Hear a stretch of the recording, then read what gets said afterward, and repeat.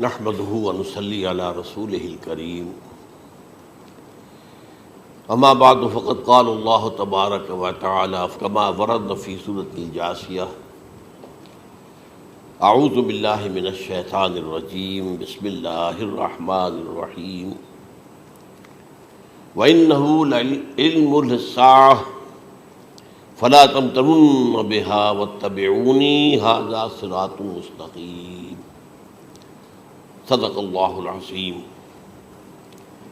رب اشرح لی صدری ویسر لی امری واحلل عقدۃ من لسانی یفقہوا قولی اللہم ربنا الہمنا رشدنا واعذنا من شرور انفسنا اللہم ارنا الحق حقا وارزقنا اتباعہ وارنا الباطل باطلا وارزقنا اجتنابہ آمین یا رب العالمین۔ قادیانیت سے متعلق ایک بحث کا آغاز ہو گیا تھا، کیونکہ ہمارے علم میں یہ آیا تھا کہ قادیانیوں نے خاص طور پر ماڈل ٹاؤن کو اپنا ایک مرکز اور اپنا اڈا بنانے کا فیصلہ کیا ہے، اور اس کا ہمیں تجربہ بھی حاصل ہو گیا۔ کچھ نوجوان اہل سنت کے نوجوان میرے پاس آئے تھے اور انہوں نے میری توجہ اس طرح منتخب کرائی کہ یہاں پر یہ اپنی جمعے کی نماز کے لیے اوپن گراؤنڈ استعمال کر رہے ہیں اور اس میں لگا لیتے ہیں پارٹیشن وغیرہ، اور بڑی یوں سمجھیے کہ بڑی مہم کے ساتھ دونوں طرف کی سڑکیں بند کر کے، اور جو بھی لوگ مسافر ہیں انہیں بھی دعوت دیتے ہیں کہ آئیں یہاں جمعہ پڑھیں، اور بعض لوگ مغالطے میں وہاں جمعہ پڑھ لیتے ہیں۔ تو اس کے حوالے سے انہوں نے کوشش کی کہ کچھ نہ کچھ اس سلسلے میں، کیونکہ انہوں نے مجھے لا کر قانون دکھایا۔ پاکستان میں جو قانون نافذ ہے وہ یہ ہے، چاہے یہ کہ وہ نافذ نہیں ہے بالفعل، لیکن ہے قانون کی کتاب میں تو موجود ہے، کہ قادیانی اپنے کوئی جو بھی ان کے نزدیک بھی ان کے مذہبی شاعر ہیں ان کو مسلمانوں کی شکل میں برملا علی الاعلان ادا نہیں کر سکتے، کیونکہ وہ تو دھوکہ دینی بات ہو گئی کہ لوگ سمجھیں گے یہ مسلمان ہی ہیں۔ اب جب انہیں، آپ کو معلوم ہے کہ ہماری پوری جو مرکزی اسمبلی تھی، نیشنل اسمبلی، اس کے فیصلے کے تحت قرار دیا گیا بالاتفاق کہ قادیانی غیر مسلم ہے، دائرہ اسلام سے خارج ہے۔ یہ تو فیصلہ ہوا پارلیمنٹ کا اس بڑے پیمانے، بعد میں پھر ضیاء الحق صاحب کے زمانے میں یہ تو ہوا تھا، آپ کو معلوم ہے، بھٹو کے زمانے میں۔ تو ضیاء الحق صاحب کے زمانے میں اسی کی گویا کہ فردر سٹیپ کے طور پر یہ بات طے کی گئی اور قانون بنا دیا گیا کہ وہ اپنی مسجد کو مسجد نہیں کہہ سکتے اور مسجد کی صورت پر نہیں بنا سکتے کہ گزرنے والے کو یہ خیال ہو کہ یہ مسجد ہے۔ اسی طرح وہ اگر کوئی اسلامی شاعر کا ارتکاب کریں گے علی الاعلان تو بھی یہ قابل تعزیر ہے، جرم ہے۔ وہ اپنے کئی احاطوں کے اندر، اپنے گھروں کے اندر جو چاہیں کریں، لیکن کھلے میدان میں آ کر جو شاعر اسلامی وہاں ان لوگوں نے سب کچھ اڈاپٹ تو کر رکھا ہے۔ سب سے بڑی بات تو وہ ہے کہ انہوں نے ایک جھوٹے نبی کا اقرار کیا ہے کہ وہ نبی ہے، اس نے ہمارے درمیان فصیل حائی کر دی ہے۔ اب جو اس کو مانتے ہیں ان کے نزدیک ہم کافر ہیں۔ آپ کو معلوم ہے کہ یہ میں بیان کر چکا ہوں کہ حالانکہ قائد اعظم کا کتنا بڑا احسان تھا کہ چودھری ظفر اللہ خان کو انہوں نے فارن منسٹر بنایا پاکستان کا، لیکن جب ان کا انتقال ہوا ہے قائد اعظم کا تو اس کی جنازے کی نماز میں شریک نہیں ہوا، وہ شخص موجود رہا۔ جو دوسرے ممالک کے سفراء آئے ہوئے تھے، ظاہر بات ہے وہ مسلمان تو نہیں تھے، کوئی عیسائی تھے یا کوئی اور تھے، ہندو تھے، بدھ تھے، جو بھی تھے۔ اب چونکہ قائد اعظم کا انتقال تھا ایک مملکت کے صدر کا، تو وہ لوگ سبھی موجود تھے، لیکن ظاہر ہے کہ وہ نماز میں شریک نہیں ہوئے، وہ مسلمان تو نہیں تھے۔ ان کے ساتھ کھڑا رہا یہ شخص۔ اس نے یہ بات، اور جب اس سے پوچھا گیا کہ تم شریک کیوں نہیں ہو تو اس نے کہا دیکھو بھائی، مجھے یا تو مسلمان سلطنت کا کافر وزیر سمجھ لو یا کافر سلطنت کا مسلمان وزیر سمجھ لو۔ میرے نزدیک یہ کافر سلطنت ہے، میں اس کا مسلمان وزیر ہوں کیونکہ میں قادیانی ہوں۔ اب تمہارے نزدیک یہ اسلامی مملکت ہے تو میں کافر ہوں، پھر میں اس کی نماز کیسے پڑھوں؟ تو بہرحال ان چیزوں کی وجہ سے جو دھوکہ دینے والا معاملہ ہو گیا، ورنہ کوئی اور لوگ ہوں یہاں پہ، ہمیں ان سے تعارض نہیں ہے۔ عیسائی بھی ہیں، اپنی تبلیغ کرتے ہیں، کوئی خلاف ان کے رد عمل نہیں ہوتا، الا یہ کہ کہیں یہ واقعہ پیش آ جائے یا کوئی یعنی خام خواہ کو شوشہ کوئی شرارتی لوگ اٹھا دیں کہ انہوں نے قرآن کی یہ جو ہے بے حرمتی کی ہے، تو یہ تو پھر تحقیق سے معلوم ہو سکتا ہے کہ واقعہ کی تھی کہ نہیں کی تھی۔ لیکن ایک وقت میں جو اس پر تو ان کا احتجاج ہوتا ہے، لیکن یہ کہ ان کے جو ہے چرچ ہے ان کی ساری اور تبلیغ ان کی ہو رہی ہے اور بڑھ بھی رہی ہے تعداد ان کی، لیکن اس کے خلاف کوئی رد عمل تو ہمارے یہاں نہیں۔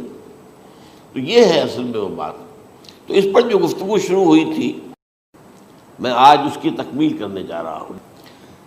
حضرت عیسیٰ علیہ السلام کی دوبارہ آمد کا تعلق ہے، اس کے ضمن میں قرآن مجید میں جو نص قطعی ہے وہ نص قطعی یہ ہے اِنَّهُ لَعِلْمٌ لِلسَّاعَةِ فَلَا تَمْتَرُنَّ بِهَا۔ حضرت عیسیٰ کا ذکر ہوا ہے سورہ جاسیہ میں، اور وہاں فرمایا گیا ہے کہ یہ عیسیٰ کا دوبارہ آنا قیامت کی علامت ہوگا، یعنی کہ اب قیامت بالکل قریب آ گئی ہے۔ اِنَّهُ لَعِلْمٌ لِلسَّاعَةِ، علم حاصل ہوگا ان کی دوبارہ آمد پر کہ اب قیامت جو ہے وہ سر پر آ گئی ہے۔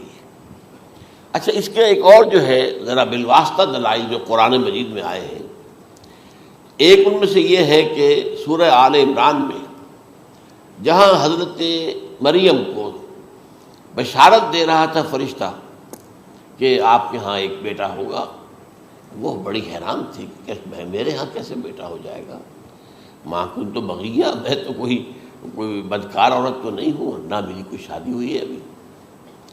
تو اس میں جو باتیں بیان کی تھی فرشتے نے، وہ جو بیٹا ہوگا اس کی کیا شان ہوگی، اس میں یہ الفاظ بھی آتے ہیں وَيُكَلِّمُ النَّاسَ فِي الْمَهْدِ وَكَهْلًا، وہ باتیں کرے گا، لوگوں سے گفتگو کرے گا جبکہ وہ پنگھوڑے میں ہوگا، بچہ ہوگا، گود میں ہوگا، اور کہل کے وقت، کہل کہتے ہیں جب آدمی عمر میں جو ہے 40-45 کا کسی بھی اوپر ہو جائے، آپ پہلے طفل کہتے ہیں پھر جوان کہتے ہیں، عربی زبان میں شاب کا لفظ آتا ہے، بہت جوان، بڑی اچھی صحت میں ہے، اس کے بعد پھر ظاہر بات ہے ڈھلوان شروع ہوتی ہے، یہ کہل ہے۔ جب بڑھاپے کے آثار شروع ہوتے ہیں، بال سفید ہونے شروع ہوتے ہیں، تو یہ کہل ہے، قبول۔ اب سوال یہ ہے اس گھوڑے میں بات کر دیں، یہ تو معجزہ ہے، لہذا اس کا ذکر یہاں پر مناسب ہے۔ یہ بڑے ہو کر بات کرنے کی کیا ضرورت تھی کہنے کی، وہ تو سبھی کرتے ہیں انسان، یہ اسی لیے کہ معلوم ہو کہ کہولت بھی انہیں آئے گی یار، حالانکہ آپ کو معلوم ہے سب مانتے ہیں، عیسائی بھی مانتے ہیں، سب مانتے ہیں، 33 برس کی عمر میں انہیں اٹھا لیا گیا، اس دور میں تو کہولت آئی نہیں، اس لیے قرآن ذکر کر رہا ہے۔ اور یہ بات جو ہے دوسری مرتبہ آئی ہے یہ سورہ المائدہ میں آیت نمبر 110 وَتُكَلِّمُ النَّاسَ فِي الْمَهْدِ وَكَهْلًا، صرف یہ ضمیر کا فرق ہے، وَيُكَلِّمُ النَّاسَ فِي الْمَهْدِ وَكَهْلًا، اور وَتُكَلِّمُ النَّاسَ فِي الْمَهْدِ وَكَهْلًا یہ ہے جب قیامت کے دن اللہ تعالیٰ حضرت عیسیٰ سے سوال کریں گے، اے عیسیٰ ابن مریم، کیا تم نے میری اجازت سے اور میری تائید سے یہ معجزے نہیں دکھائے، یہ معجزے نہیں دکھائے، میں نے تم پر یہ فضل نہیں کیا؟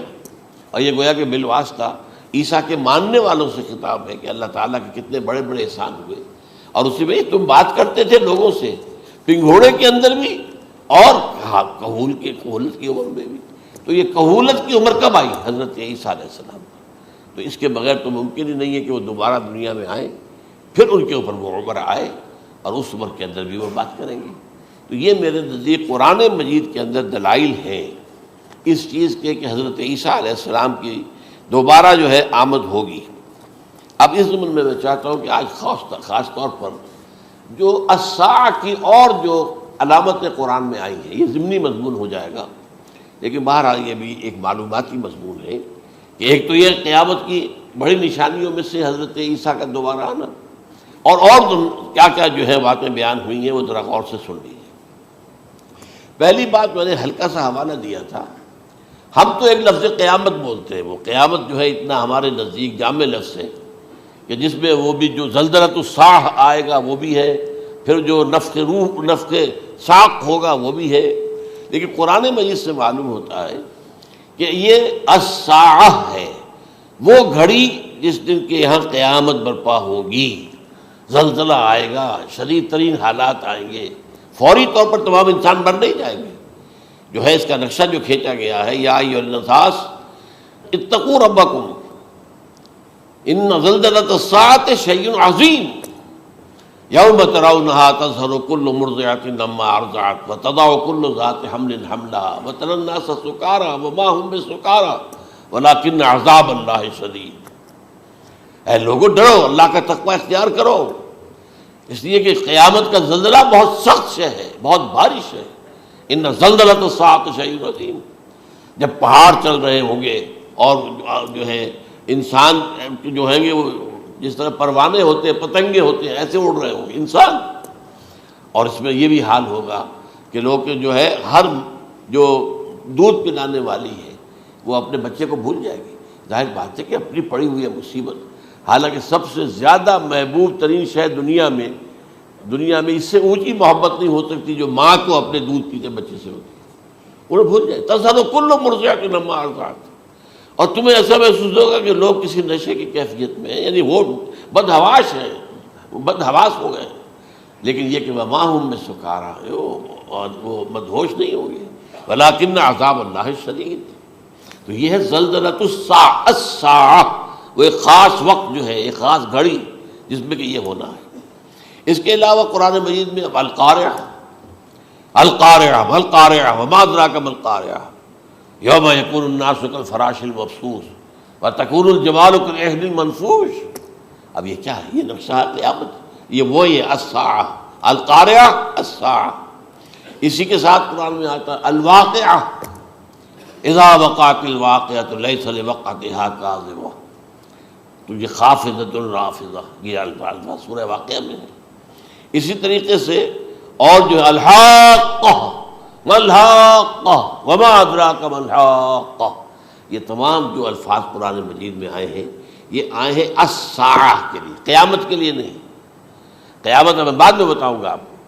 چنانچہ 3 نفخے ہیں جو قرآن سے ثابت، نفخ فی الصور، اور اس نفخ فی الصور کا یہ عالم ہوگا یوم ینفخ فی الصور ففزع من فی السماوات ومن فی الارض الا من شاء اللہ، جس دن پھونکا جائے گا سور میں، اور اس وقت صورتحال یہ ہو جائے گی کہ جو بھی آسمانوں میں ہے، زمین میں ہے، سخت پریشانی اور سخت پشیمانی اور ایک طرح کے مرعوبیت اور خائف ہو کر رہ جائیں گے، الا ان کے کہ جن کو اللہ چاہے، اس کے کوئی ملائکہ مقربین ہوں گے۔ من فی السماوات فی الارض ہے، اس کے ساتھ ہی یہ کہہ دیا گیا ہے، لیکن یہ باقی پورے لوگوں کے اوپر، پوری مخلوقات کے اوپر ایک جو ہے گھبراہٹ کی کیفیت طاری ہو جائے گی۔ تو یہ ہے پہلا فضا۔ دوسرا فضا کیا ہے؟ فضا صعق، صعق کہتے ہیں آدمی کا بے ہوش ہو جانا۔ یہ دوسری مرتبہ جب سور پھونکا جائے گا، وَنُفِخَ فِي الصُّورِ فَصَعِقَ مَن فِي السَّمَاوَاتِ وَمَن فِي الْأَرْضِ إِلَّا مَا شَاءَ اللَّهُ، یہ ہے کہ اس کے بعد وہ سب کے اوپر موت طاری ہو جائے گی۔ یہ دوسرے سور پھونکے جانے کے بعد ہے۔ پھر ثُمَّ نُفِخَ فِيهِ أُخْرَى، پھر ایک مرتبہ اور پھونک ماری جائے گی، یہ تیسرا ہو رہا ہے۔ فَإِذَا هُمْ قِيَامٌ يَنظُرُونَ، تو اچانک سب کے سب کھڑے ہوں گے اللہ کی طرف دیکھتے ہوئے۔ اب یہ جو ہے یہ ہے یوم القیامہ، قام یقوم قیامتاً، کھڑا ہونا، کیونکہ اس دن یوم یقوم الناس لرب العالمین، جس دن کے تمام انسان جو ہے کھڑے ہو جائیں گے اپنے رب کے حضور میں، جس کا نقشہ کھینچا گیا ہے اذا دکت الارض دکا دکا وجاء ربک والملک صفا صفا۔ تو یہ سب کے سب انسان بھی جو ہے موجود ہوں گے، فرشتے صفے باندھے ہوئے ہوں گے، اور اللہ تعالیٰ جو ہے اپنے خاص عرش کے ساتھ، یحمل عرشہ ثمانیہ، 8 فرشتے اس عرش کو اٹھائے ہوئے ہوں گے، جبکہ یہ آسمان پھٹے گا اور اس روئے ارضی پر اللہ تعالیٰ کا نزول ہوگا۔ یہ جو ہے ہمارا یوم القیامہ یہاں ہے، یوم القیامہ ہی میں جو فیصلے ہونے یہاں ہونے، قصہ زمین برسر زمین، جو نیکیاں تم نے یہاں کمائی ہیں یا جو بدیاں تم نے یہاں جن کا ارتکاب کیا کا فیصلہ یہاں ہوگا۔ اس کے بعد واللہ عالم کچھ اور بھی چیزیں ہیں، لیکن یہ کہ وہ سب عام طور پر لوگوں کے علم میں نہیں ہے۔ میں نہیں چاہتا کہ خام خواہ کسی نئی بات سے کوئی جو ہے ذہنوں کے اندر کوئی ایک تشکیک پیدا ہو جائے اور شبہات پیدا ہو جائے، لیکن یہ چیزیں جو میں نے آپ سرچ کی از قرآن ثابت ہے، اسی زمین پر اترنا ہے۔ وجاء ربک والملک صفا صفا، یہ سب کے سب آئیں گے، اور ملائکہ، اور اس کے علاوہ جو ہے دوسرے مقامات پر جس کا نقشہ کھینچا گیا ہے سورۃ الحاقہ ہی کے اندر ہے۔ اللہ کا عرش جو ہے 8 فرشتے اٹھائے ہوئے نیچے اتریں گے۔ تو یہ تمام چیزیں قرآن مجید میں مذکور ہیں، اور یوم القیامہ یہی ہوگا، لیکن وہ ہے یوم القیامہ، ہم قیامت کہتے ہیں اس کو، جس کو قرآن کہتا ہے الساعہ، الزلزلہ، الحاقہ، القارعہ، الواقعہ، یہ ہے در حقیقت جو پہلا معاملہ ہے کہ اس کے اندر جو ہے فضا ہو جائے۔ اب دیکھیے جو علامات قیامت احادیث میں آئی ہیں وہ میں آج آپ کو سنا رہا ہوں۔ ان کو دو حصوں میں تقسیم کیا جاتا ہے، علامات صغریٰ، علامات کبریٰ۔ چھوٹی نشانیاں جو درجہ بدرجہ درجہ بدرجہ درجہ بدرجہ حاضر سامنے آئیں گے۔ ایک ہے بالکل قیامت سے متصل قبل بڑے جو خرق عادت واقعات ہوں گے وہ آئیں گے۔ اچھا، پہلی چیز کے سلسلے میں حضرت انس رضی اللہ تعالیٰ عنہ سے یہ مروی ہے اور یہ حدیث متفق علیہ ہے۔ پہلی علامت حضور نے بیان کی قیامت کی علامات میں سے، اب میں لفظ قیامت اسی معنی میں بول رہا ہوں جس میں کہ ہم عام طور پر بولتے ہیں۔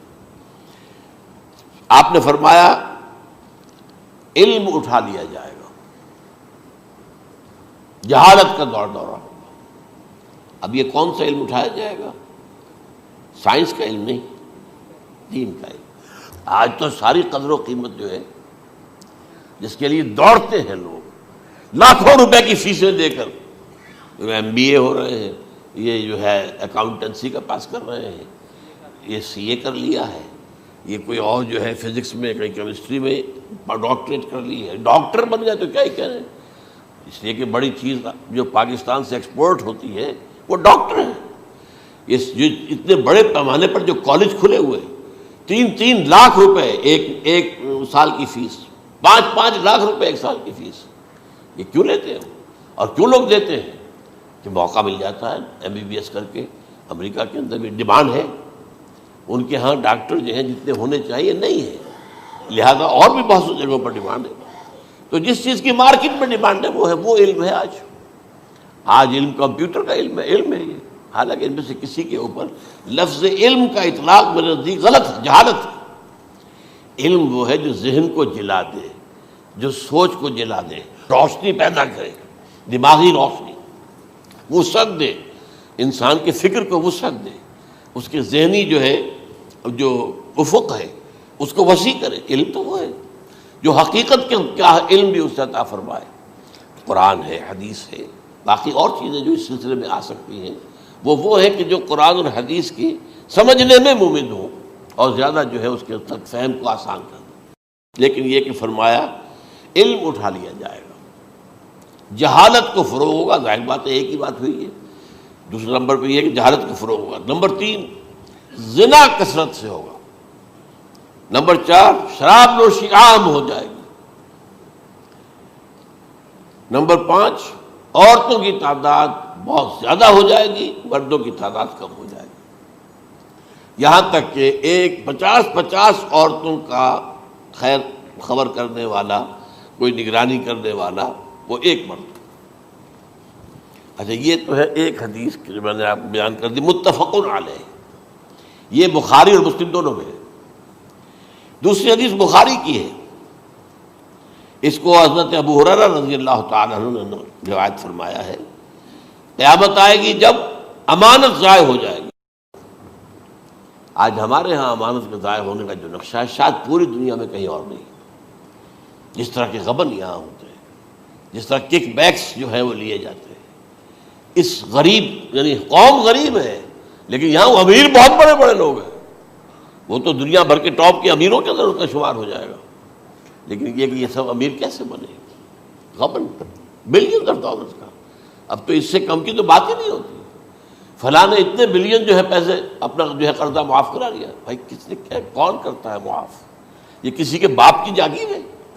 یہ پیسہ بینک کے اندر حکومت کا ہے کہ حکومت کو اختیار ہو گیا وہ رائٹ آف کر دے ان کے جو ہے ان کی جائیدادیں کرو ضبط۔ لیکن ہوتا کیا ہے، بینک آفیسر بے ایمان ہے، وہ کہتا تھا 1 کروڑ کا قرضہ لے جاؤ، 10 لاکھ مجھے دے جاؤ، چاہے تم میرے پاس کوئی ڈاکومنٹ جو ہے ایسے نہیں دے سکتے، حالانکہ ہونا چاہیے کہ اتنا بڑا قرضہ لے رہے ہو تو ڈاکومنٹس یہاں پر ہمارے سامنے لاؤ کہ اگر تم نہ دے سکو تو ہم ان ڈاکومنٹس کے ذریعے سے تمہاری جائیداد، تمہاری کوئی جاگیر، تمہاری کوئی اور چیز اس کو قبضہ کریں۔ جب وہ وقت آتا ہے دیکھتے تو یہ ڈاکومنٹس ہی فیک ہیں۔ اللہ اللہ خرچ کیا کرے گا کوئی؟ بینک کا باپ بھی واپس نہیں لے سکتا۔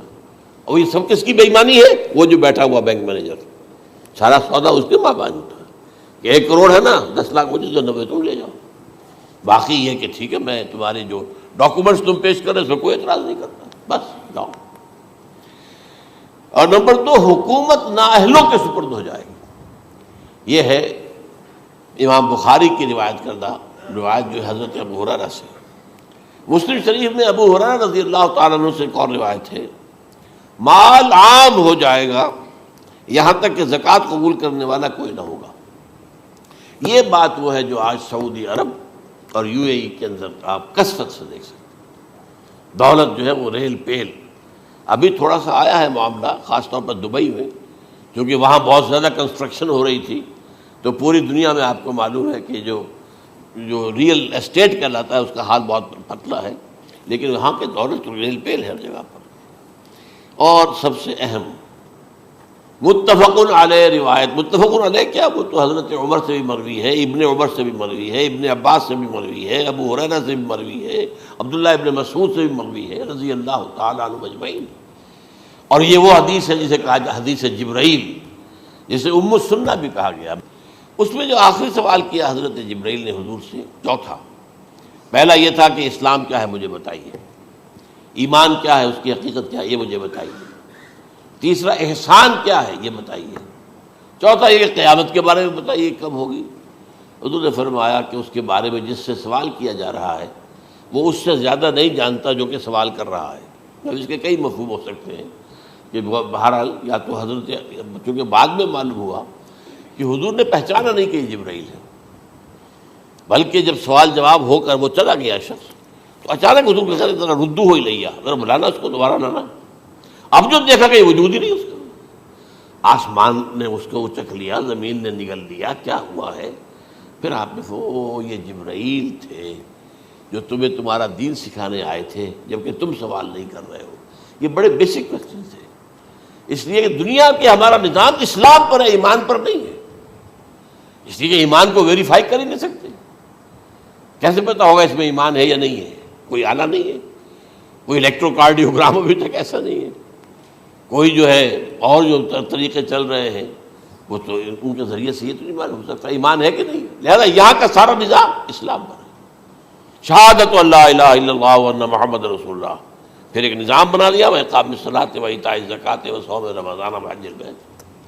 اس میں بھی یہ ہے کہ اگر کوئی نماز کو نہیں مانتا تو کافر ہوگا، لیکن نماز پڑھتا نہیں ہے تو کافر نہیں ہے، فاسق ہے، فاجر ہے، گناہ گار ہے، کمزور مسلمان ہے۔ اس طرح زکوٰۃ کا منکر ہو جائے گا تو وہ کافر ہوگا، لیکن زکوٰۃ دے نہیں رہا ہے تو یہ گویا کہ گناہ گاری ہے، کمزوری ہے۔ تو اس حوالے سے نوٹ کر لیجئے کہ یہاں کا دنیا کا سارا اسلامی نظام اور سارا کانسٹیٹیوشنل اور لیگل سسٹم جو ہے اسلام کا، وہ اقرار باللسان پر ہے، ایمان ہے وہ کہ جس کی بنیاد پر وہاں فیصلے ہوں گے۔ یہاں کوئی شخص مسلمانوں کا بڑا لیڈر ہے، بڑا علامہ ہے، بڑی اس کی قدر و منزلت ہے، اس کے ہاتھ چومے جا رہے ہیں، پاؤں چومے جا رہے ہیں، ہو سکتا ہے وہاں کہا جائے دفع ہو جاؤ، تمہارے دل میں ایمان نہیں تھا، تم نے یہ سب کچھ کیا تھا اس لیے کہ کہا جائے کہ بڑے عالم ہو، اور یہ کہا جا چکا، فقط قیل، اب یہاں کچھ نہیں ہے تمہارے پاس۔ پھر فرشتوں کو حکم ہوگا کہ اس کو گھسیٹتے ہوئے جہنم میں ڈال دیں۔ 3 باتیں بیان کی آپ نے، یہی حشر اس کا ہوگا مالدار کا، اللہ پوچھے گا میں نے تمہیں بہت مال دیا، تم نے کیا کیا؟ وہ کچھ گنوانا شروع کرے گا، اللہ فرمائے گا جھوٹ بول رہا، کذبت، تم نے یہ خیرات و صدقات اس لیے کیے تھے کہ تمہاری سخاوت کے ڈنکے بج جائے، تعریفیں کی جائے، وہ کی جا چکی ہے، دنیا میں ڈنکا بج گیا، یہاں کچھ نہیں تمہارا، وہ نیت دل میں کچھ اور تھی تمہارے۔ میں لیس البر ان تولوا وجوہکم والا قرآن مجید کا سبق ہمارا منتخب نصاب کا نمبر 2 بڑی تفصیل سے بیان کیا۔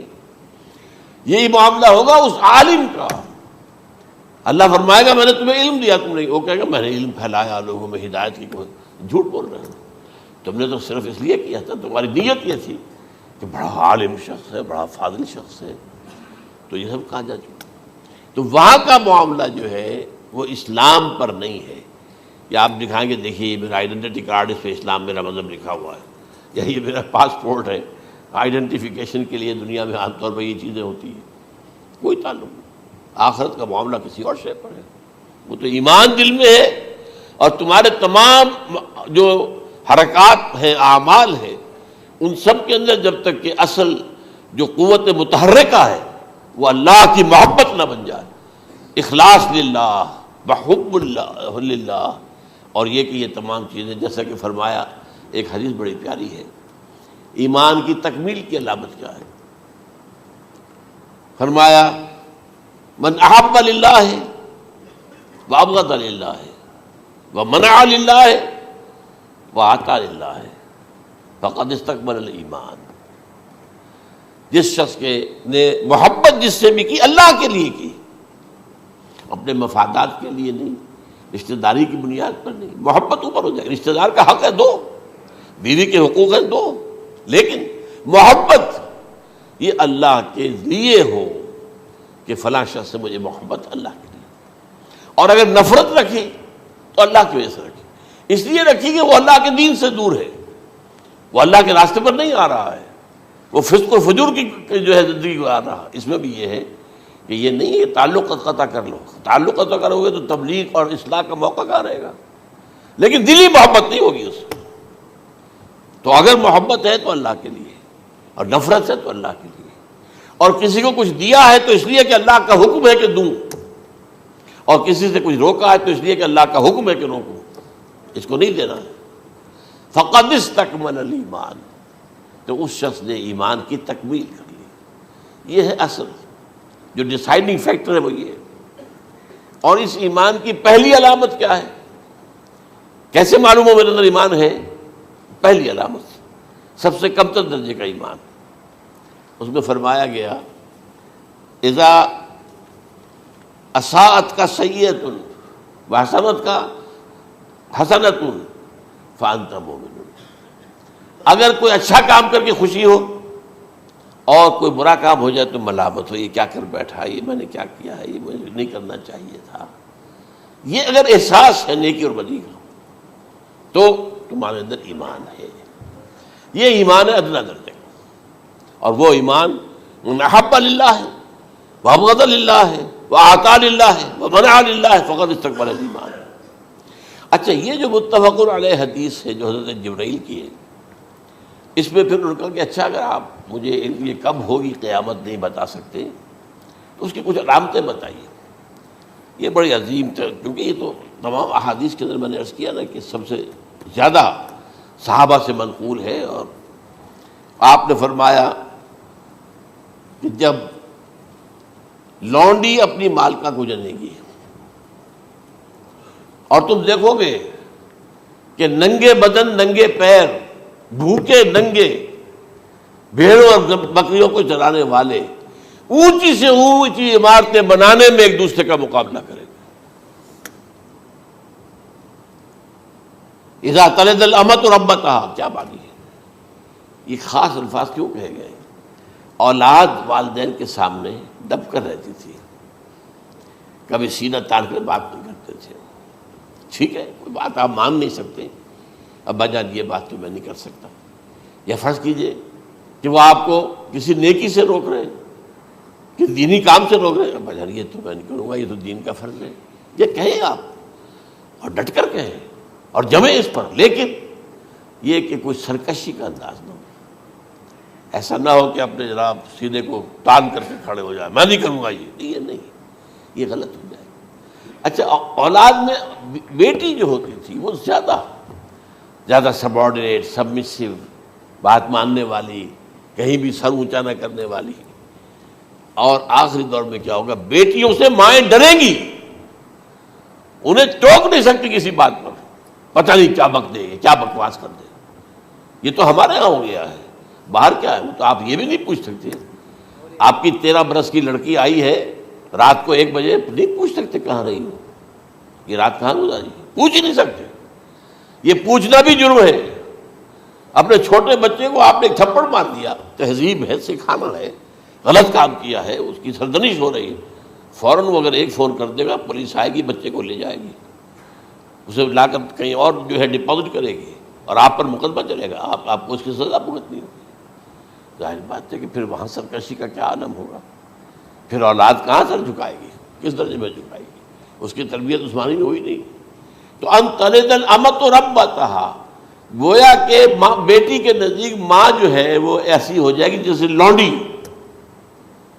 گویا کہ لونڈی نے ایک اپنی مالکہ کو جنم دیا ہے، بیٹی مالکہ بن جائے گی اور ماں جو ہے لونڈی بن جائے گی، اور دولت کی ریل پیل کا ابھرتا دکان، یہ جو بھوکے ننگے اور مفلس، کیا حال تھا 100 برس پہلے، انہیں کھانے کو کچھ نہیں ملتا تھا۔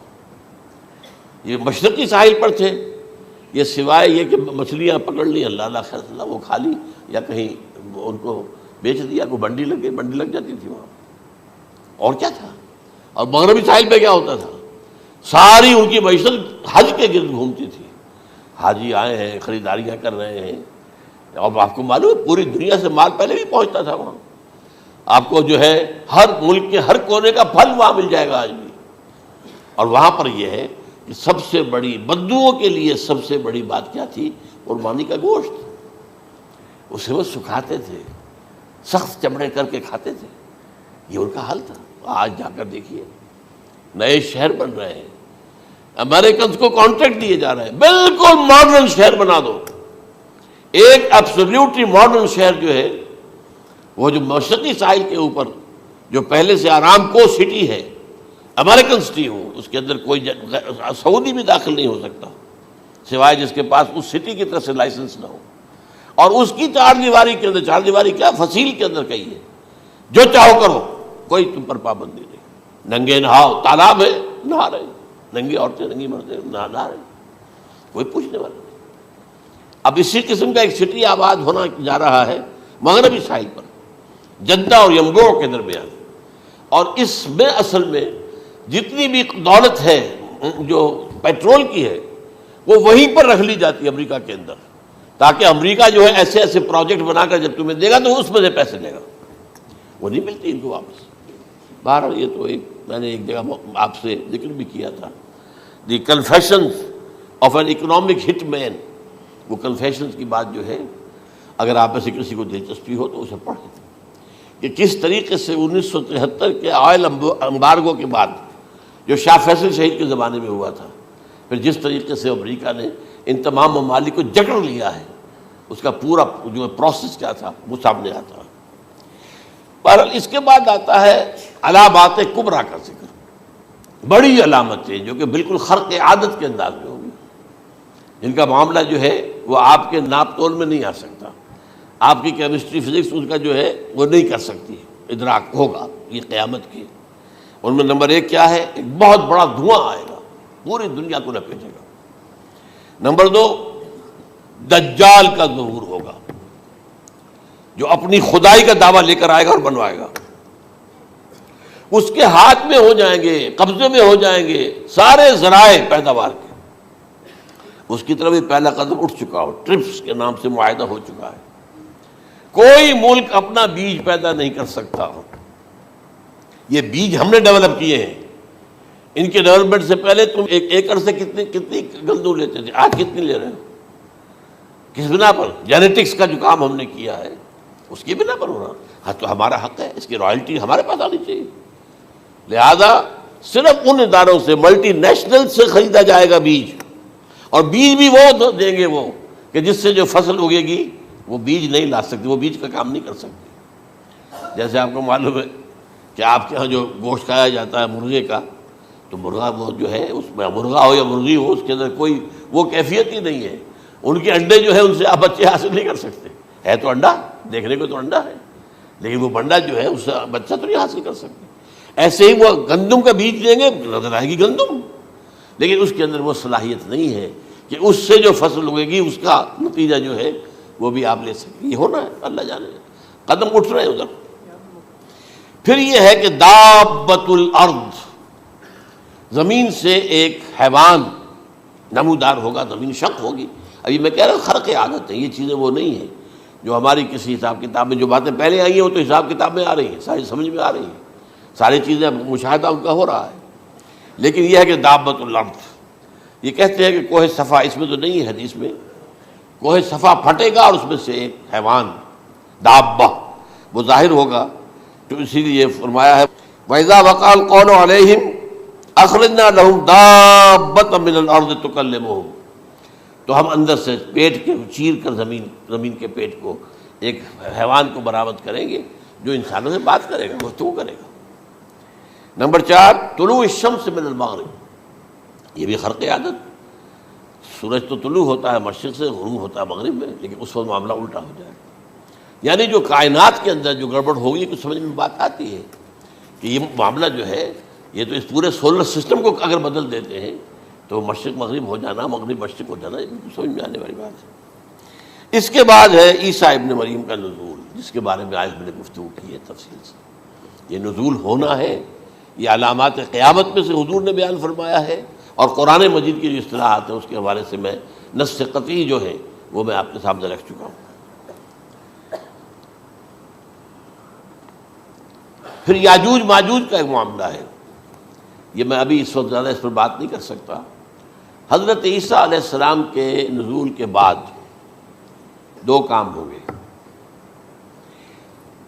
یہودیوں کا قلع قمع ختم، تمام یہود، ایک کام تو یہ ہونا ہے، اور نمبر 2 عیسائیت کا ختم ہو جانا، عیسائیت کی نفی کر دیں گے، بھائی تم مجھے خدا کا بیٹا بنائے بیٹھے ہو، میں تم خدا کا بیٹا نہیں ہوں، میں تو اس کا بندہ ہوں، رسول ہوں، میں نے تم سے کب کہا تھا کہ مجھے خدا کا بیٹا بناؤ۔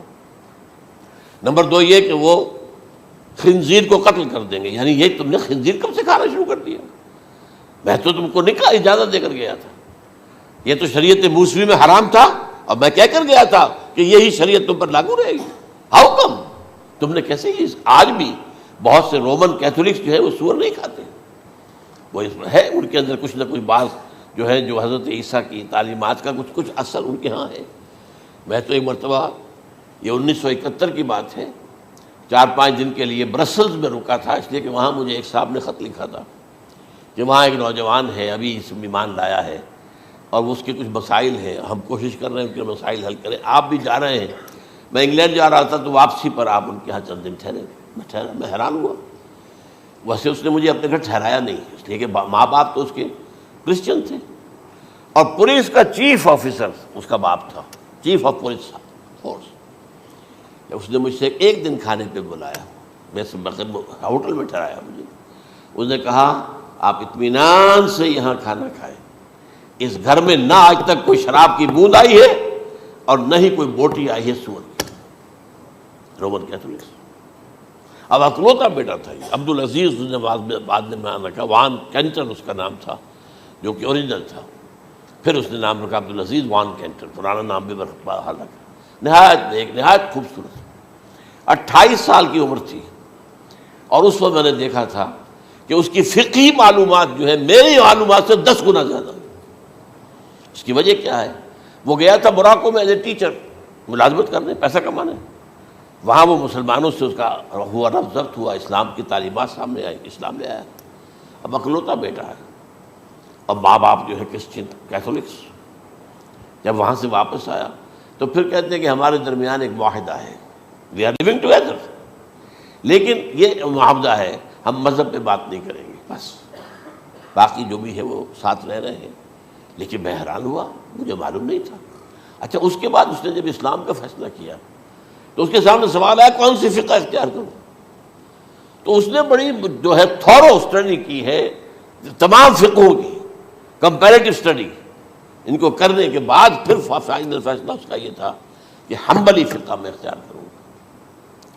4 فقہوں میں سب سے لیٹسٹ حنبلی ہے، یعنی حنفی نمبر 1، پھر مالکی نمبر 2، پھر اس کے بعد شافعی نمبر 3، پھر یہ امام احمد ابن حنبل ہے۔ اور امام احمد ابن حنبل کے زمانے تک احادیث بہت بڑے پیمانے پر جمع ہو چکی تھی، جبکہ ابھی حضرت امام ابو حنیفہ کے زمانے میں کوئی اتنا زیادہ جو ہے حدیث کا بھی ذخیرہ نہیں بنا تھا۔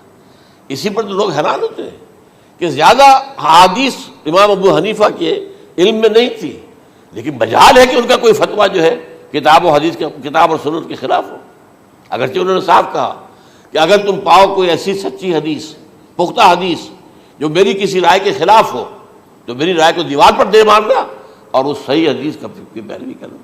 لیکن ویسے اس کے بعد یہ کمال یہ ہے کہ بہت ہی کوئی شاذ معاملہ ہے کہ جس میں ان کا کوئی فتویٰ وہ کتاب و سنت کے منافی ہو یا سنت کے منافی ہو۔ کتاب پہ تو سوال پیدا نہیں ہوتا، کتاب تو ساری ان کے سامنے موجود تھی۔ اس کے بعد یہ ہے کہ یاجوج ماجوج، جیسے میں بتا رہا تھا آپ کو کہ جب عیسائیت بھی ختم ہو گئی، یہود ویسے ختم ہو گئے، استیصال ہو گیا، جڑ کٹ گئی، اب عیسائیت گویا کہ اسلام میں ضم ہو گئی، عیسائیت مذہب ختم، یہودی خود ختم، اب یہ طاقت کتنی ہو جائے گی؟ تقریباً 2/3 دنیا آ گئی، تمام اب عیسائی 2 ارب کے قریب ہے، 1 ارب 90 کروڑ ہو گئے، یا مسلمان بھی 1 کروڑ 50-60 لاکھ ہیں، دونوں کو جوڑ لیجیے کتنے ہو گئے؟ 6 ارب کل آبادی ہے۔ لیکن اس کے بعد آتا ہے یاجوج ماجوج کا خروج۔ یہ یاجوج ماجوج میرے نزدیک چائنا اور رشیا ہے، ان کی مجموعی طاقت اتنی ہوگی، اور یہ اس طرح آئیں گے ہر اونچائی پر سے اترتے ہوئے، پھسلتے ہوئے، جیسے 1962 میں جب وار ہوئی تھی بٹوین چائنا اینڈ انڈیا 1962 میں، تو وہ اس وقت کا نقشہ مجھے آج بھی اخبارات میں پڑھتا تھا تو یاد، waves after waves of Chinese soldiers were coming down the slopes of Himalayas۔ یہ تو وہ ہے نا جن کی تعداد کا کوئی حساب نہیں ہے، اور رشیا اور یہ مل کر جو ہے، میرا اندازہ یہ ہے کہ جب پہلے ملحمۃ العظمیٰ ہوگی وہ عیسائیوں اور مسلمانوں کے درمیان، اس وقت یہ دونوں پاورز نیوٹرل رہیں گی، لیکن غالباً یہ بات طے کر لیں گی کہ ویپنز آف ورلڈ جو ہے ماس ڈسٹرکشن، یہ استعمال مت کرنا، اگر یہ ویپنز آف ماس ڈسٹرکشن استعمال کرو گے تو ہم میدان میں آ جائیں گے۔ اس میں وہ جنگ جب ہو چکے گی، پھر حضرت عیسیٰ کو فتح حاصل ہو جائے گی، اور پھر یہ کہ یہودیت ختم ہو جائے گی، عیسائیت بطور مذہب ختم ہو کر اسلام میں ضم ہو جائے گا، پھر وہ 40 برس کا عہد حکومت ہے حضرت عیسیٰ علیہ السلام۔ لیکن جب یہ فتح ہو جائے گی ان پر، اب یاجوج ماجوج آئیں گے، اور اتنی تعداد میں آئیں گے کہ بحیرہ طبریہ جو ہے اس کا سارا پانی پی جائیں گے۔ یہ تو اگر آپ کو کبھی اندازہ ہو، یا کوئی آپ جانیں ان لوگوں کو جو ان چینیوں سے واقف ہیں، وہ کہتے ہیں زمین پر ہلتی ہوئی کوئی چیزوں سے وہ چھوڑی چھوڑ کے کھا جائیں گے۔ جہاں وہ جاتے ہیں ایز اے لیبرر، وہاں کے جو سارے کتے ہیں ختم، ساری بلیاں ختم، ہر شے، وہ جو سانپ کھاتے ہیں، ہر چیز کھاتے ہیں، اور یہ تمام ایسٹرن کنٹریز کے اندر ہوتا ہے، بڑی ڈیلیشس ڈشز ہیں یہ سانپ وغیرہ وغیرہ، اور یہ جس طرح کھا جائے، پانی پئے، ایک قطرہ نہیں رہے گا اس بار۔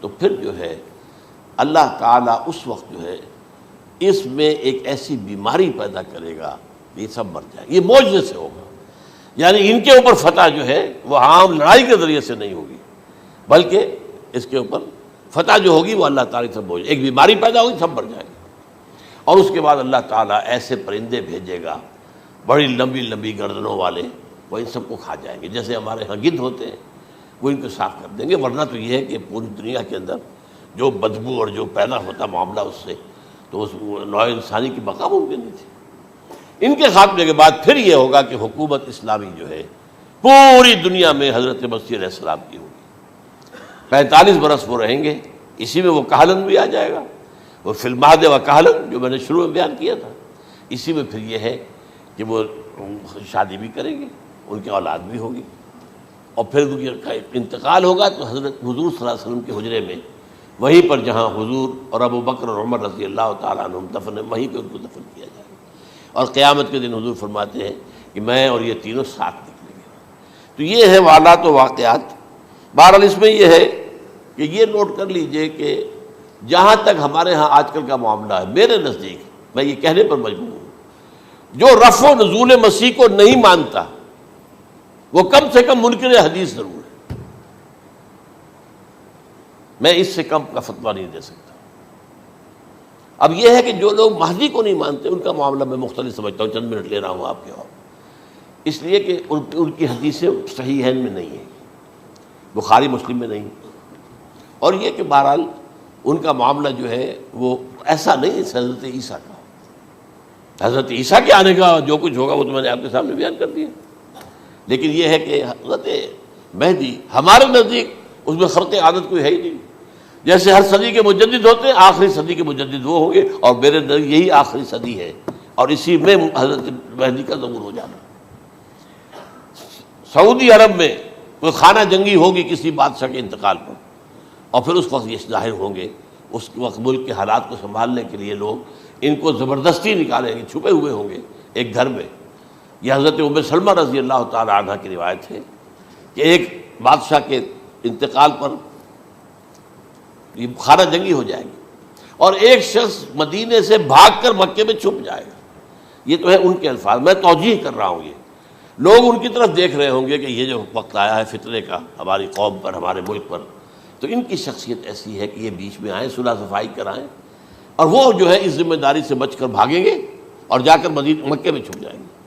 پھر لوگ انہیں تلاش کر کے نکالیں گے اور زبردستی ان کے ہاتھ پر بیعت کریں گے، ورنہ وہ اتنے بڑے منصب کو. اور پھر یہ بھی ہے، ایک حدیث میں آتا ہے یصلحُ فی لیلۃ واحدہ، ایک رات میں ان کی مکمل اصلاح کر دیں گے. یعنی اگر کوئی تھوڑا بہت نقص اور عیب کوئی ہوا بھی، کوئی کمی کوتاہی ہوئی بھی، تو اللہ تعالیٰ ایک رات میں اصلاح کروا دیں. لیکن ہمارے نزدیک اس قدر کوئی خرق عادت ہے ہی نہیں.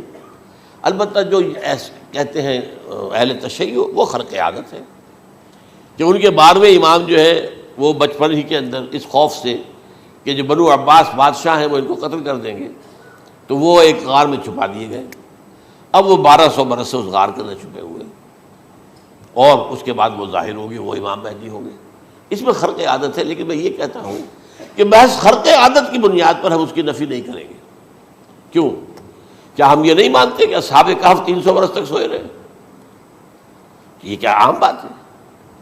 حضرت عزیر علیہ السلام، اللہ نے انہیں موت دی، موت، اور 100 برس کے بعد زندہ کر کے اٹھا لیا. تو خرق عادت حضرت عیسیٰ کو ہم اتنا بڑا خرق عادت مانتے ہیں کہ اٹھا کر آسمان پر، تیسرے آسمان کے اوپر ہیں، موجود ہیں، اب بھی ہیں. شب معراج میں تیسرے آسمان پر حضور کی ملاقات ان سے ہوئی. تو یہ خرق عادت کی بنیاد پر نفی نہیں ہم کہتے، ہو سکتا ہے، لیکن یہ کہ اس کے لیے ہمارے پاس کوئی دلیل نہیں، کوئی احادیث نہیں، کچھ نہیں، اس لیے ہم اس کو نہیں مانتے. البتہ خود وجود جو ہے حضرت مہدی کا، وہ کوئی عجیب بات نہیں ہے. وہ تو جیسے پہلے بھی آئے ہیں ہمارے مجددین، ایسے مجدد ہوں گے اور دین کو تازہ کر دیں گے. ایک صحیح اسلامی ریاست جو ہے وہ عرب میں قائم ہو جائے گی دوبارہ. حضور نے فرمایا وہ عدل اور انصاف سے عرب کو اسی طرح بھر دے گا جیسے کہ وہ اس سے پہلے ظلم اور جور اور زیادتیوں کے اوپر سے بھری ہوئی ہوگی. تو یہ کام ہوگا، یہ تو مجدد کا کام ہوتا ہی ہے اس حوالے سے. لیکن بہرحال میں نے پھر بھی کہا کہ اگر احادیث کی کمزوری کی وجہ سے کہ صحیح عین میں نہیں ہے، اگر کوئی شخص انکار کرے تو مجھے کوئی اعتراض نہیں ہے، ٹھیک ہے.